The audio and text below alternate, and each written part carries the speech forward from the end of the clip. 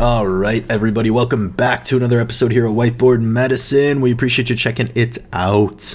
Today, we're going to be talking about a really important topic, and it's one that's easy to overlook. And that is calcium citrate and transfusions. This really critical physiology that happens because when we're transfusing blood products, we are also giving patients citrate. And that citrate can cause profound hypocalcemia that can lead to really significant downstream effects for those who are really thoughtful resuscitationists, those that want to elevate their resuscitative skills. This episode is going to be for you because we are going to go over the physiology behind this process, how to address it, how to identify it, when to give calcium, what form of calcium, all that good stuff. If I could borrow a quick 60 seconds of your time, I wanted to introduce you to a community we're really excited about building, and that is our Patreon community. In this community, you will get access to high-yield medical education posts, ad-free videos, study guides, practice questions, mini courses, book chapters, and much more. You will see that by joining this community, you will get access to the PDFs, the study guides for every single YouTube video. Here's an example of one of those right now. In addition to that, you will get access to mini courses. In these courses, we will have videos, study guides, practice questions, bedside tips and tricks, and 30 practice questions at the end to test your knowledge. In addition to that, we have collections on every major emergency critical care topic that contains videos, medical education posts, practice questions, study guides, all categorized. And lastly, we have book chapters. These book chapters are high-yield clinical reviews, such as this one on the basics of mechanical ventilation. Beyond that, we have ad-free videos, we have practice questions, and we are constantly innovating and integrating new resources for you all. If you have a passion for emergency critical care medicine like us, consider joining this community today. In it, we hope that you will find all the resources necessary to push your knowledge to the next level and really improve the bedside care of these critically ill patients. So no further ado, let's dive in. Friendly reminder, none of this is intended to be acted upon as medical advice. This is all for educational purposes. All of it is conceptual. Please look into things on your own time. Okay. Why does this matter? Calcium, citrate, and blood transfusions. Well, during transfusions, patients aren't just receiving blood. They're also receiving citrate.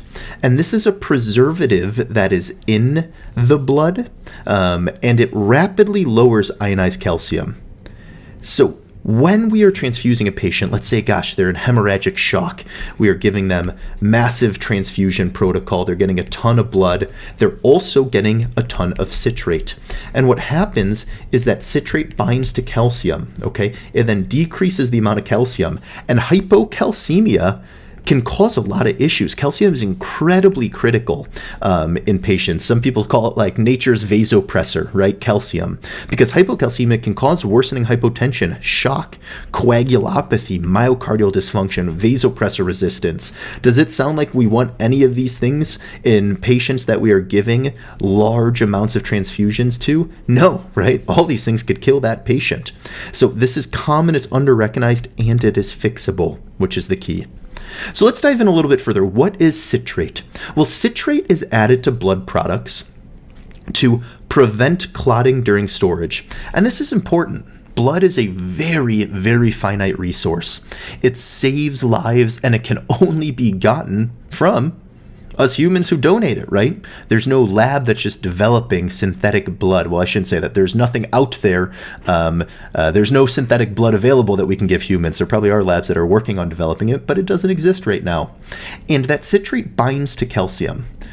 So every unit, this is where people sometimes get confused. A lot of people probably know that PRBCs, packed red blood cells, have citrate. But did you also know that plasma, right? FFP, fresh frozen plasma, has citrates. Platelets have citrate. All of these units have citrate in them, not just the PRBCs.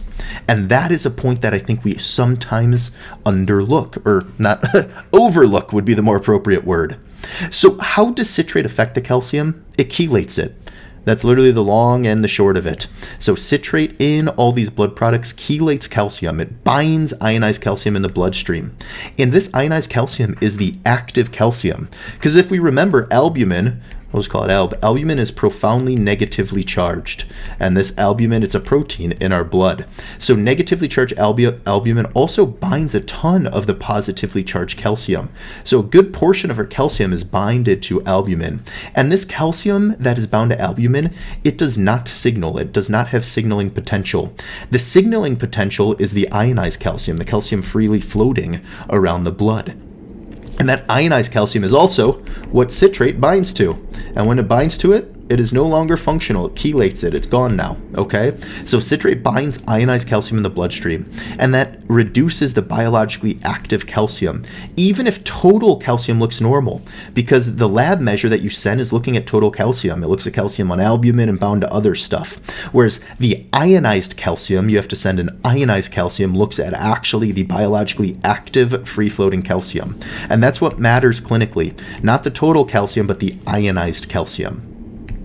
Why the body usually handles this okay. So if you're healthy and you're just getting a blood transfusion for whatever reason, chronic anemia, what have you, this probably won't bother you very much because citrate is often metabolized very quickly by the liver, a little bit by the kidneys, a little bit by the muscles, but in healthy, stable patients, calcium levels recover really rapidly. Your liver, kidneys, muscle just metabolize that citrate, citrate's gone, calcium's fine. But in the critically ill, right, how is the liver? How is the kidneys? How are the muscles? These patients who are critically ill are very different, right? Their citrate clearance is often very impaired.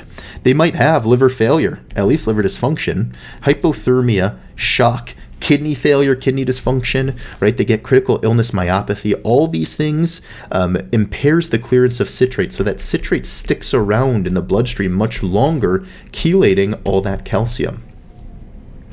So citrates accumulates, ionized calcium falls, physiology unravels.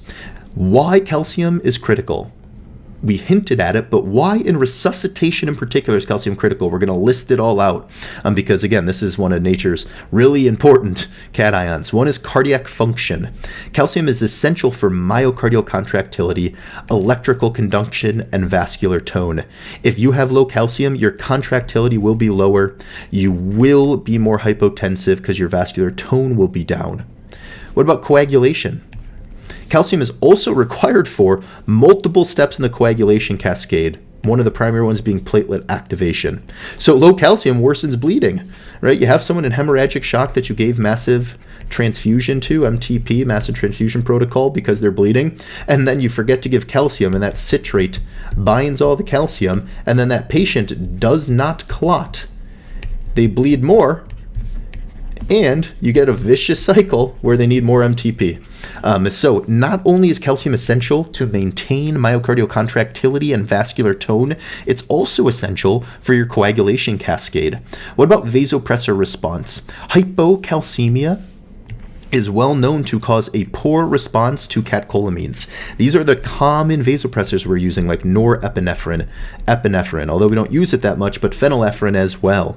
So you can get refractory shock and hypocalcemia, which again is going to make a lot of these things worse. So sometimes the problem isn't the pressors or the clotting, sometimes it's the calcium. That's why some people call calcium nature's vasopressor, right? Because it does all of these things in the body.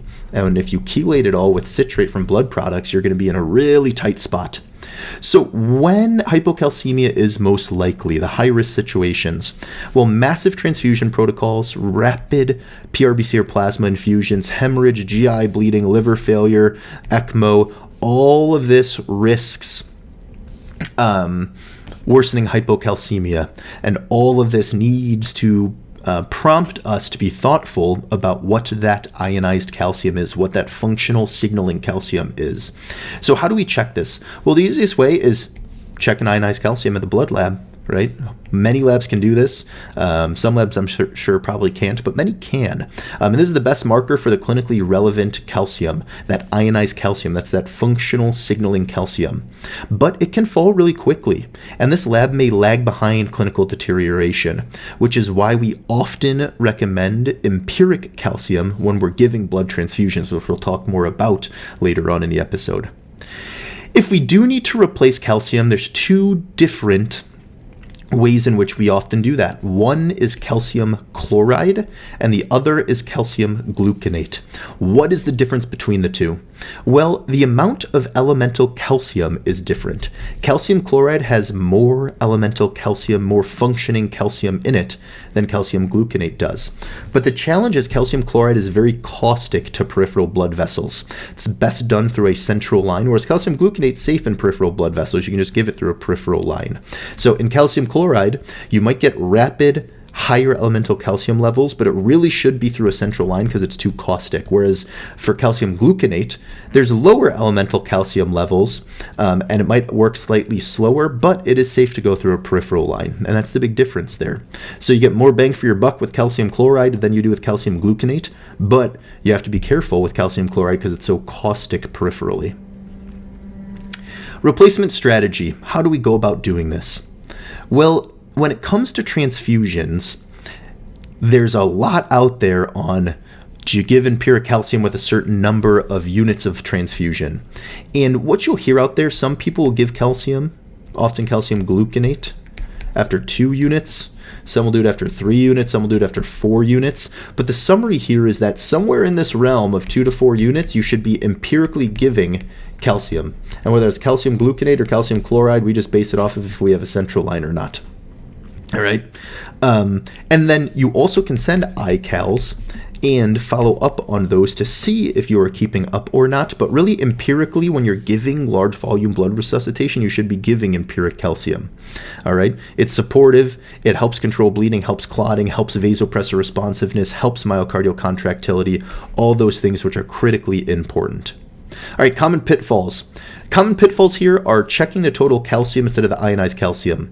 Now, if you do check the total calcium, you sometimes can do an albumin-corrected calcium. We don't have any sponsors here, but MD Calc has a nice albumin-corrected calcium. Just Google MD Calc albumin-corrected calcium, and it'll just give you a couple boxes you could plug and chug numbers in. Again, this isn't perfect. It uses a formula to try to calculate what the kind of actual calcium would be, but even then it's not ionized still, right? So you still got to be careful.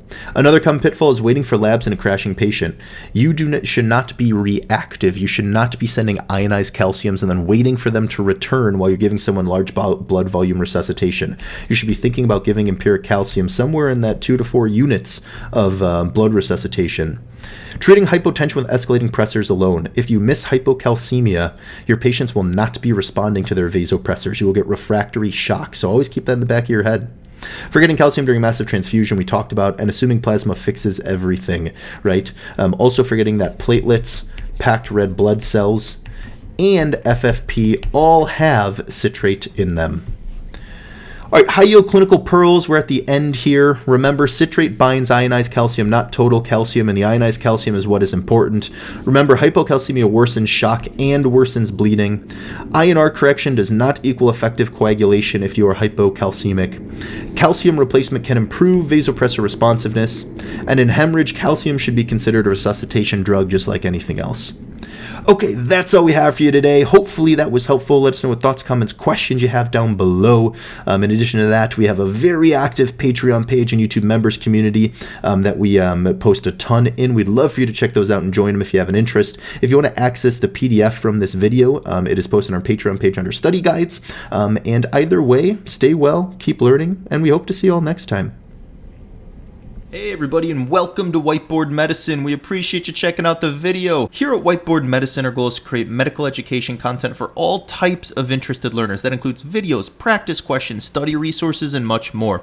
We would love for you to join our community by subscribing, hit that bell button. We're also working to build a high-yield Patreon page. It's going to be full of practice questions, video outlines, notes, commercial-free content, and much more. None of these videos are intended to be acted upon as medical advice. Please pause the video here and read this disclaimer in its entirety before moving on.